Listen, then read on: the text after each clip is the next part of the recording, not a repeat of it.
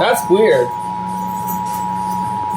Two EOM are same header, excuse me. Stations and cable systems of your area. Emergency alert system equipment that can quickly warn you during emergencies is being tested.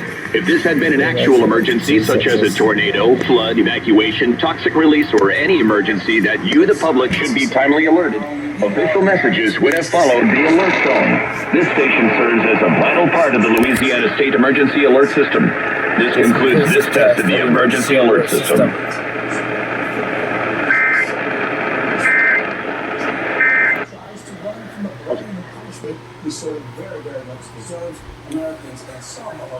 Well then, that was Louisiana.